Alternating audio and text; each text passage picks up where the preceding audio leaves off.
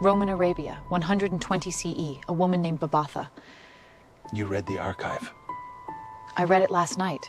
You were going to skip the part about the sun. Date palms. Southeast shore of the Dead Sea. The orchards her father left her.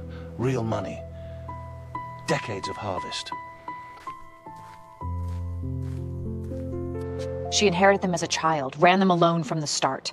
Her father trained her. She couldn't read, but she knew every tree. She knew more than the trees. She knew every clause of every contract she ever signed to her. Once, she never forgot.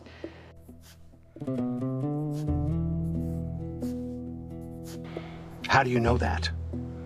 Because of what she did with the documents later. Someone who forgets doesn't organize 35 papyri by subject in the dark.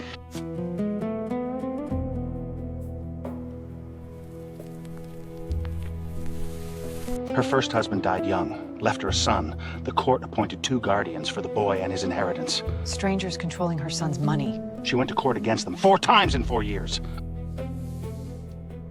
And? Lost every one.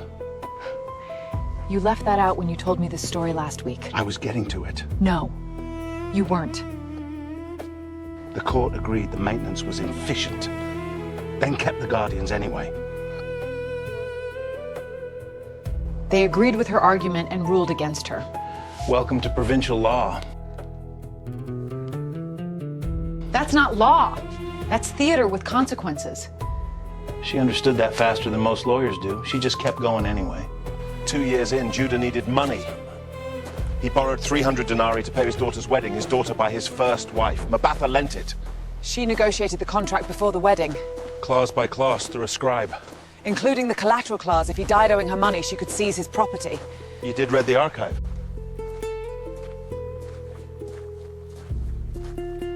I told you I did.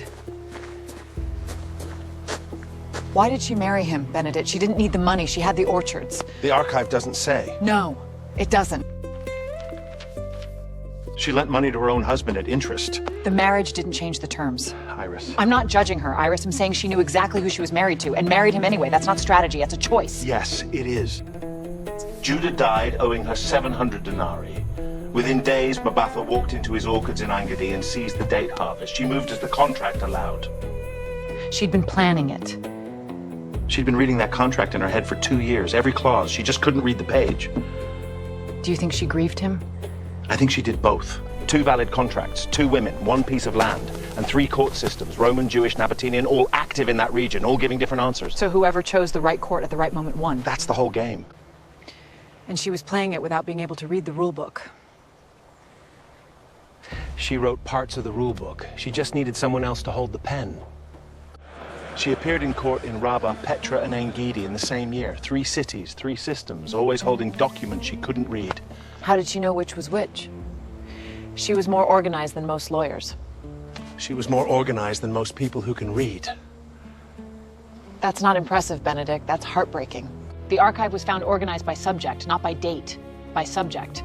Yes. Someone did that deliberately, inside a cave, in the dark, while Romans waited above. Yes. That's not someone who thought she was going to die, Benedict. That's someone who thought she was coming back to use them. I know. The Bar Kokhba revolt, 132 CE, Jews against Rome. Babatha had 3 cases still open. She took the documents and went south with the others. The Romans built a camp on top of the cliff. They didn't need to go down. They just waited. They just waited. How long? Long enough, nobody came out. She hid them like she was coming back for them. She left her keys, her sandals, yarn, a knife, 3 water skins. Things you leave when you plan to return. Or things you leave when you know you won't and can't accept it. Which do you think it was? I don't know. The archive doesn't say. 1960, Yigael Yadin. Cave of letters, Judean desert, under a loose rock, a leather pouch, 35 papyri, 18th centuries. The documents survived. She didn't. The documents are why we know her name. Without them, nothing. Not even a grave.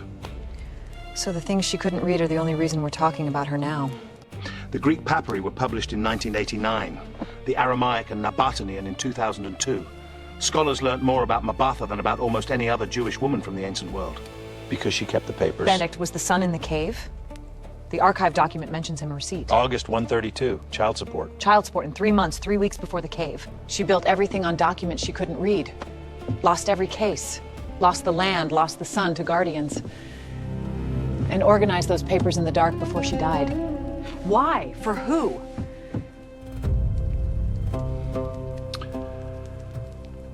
Maybe she still thought someone was coming. Or maybe organizing them was the last thing she could still control. Some things you hold on to, like a bottle you know you'll never open. You keep it anyway. Because letting go of it means admitting it's over.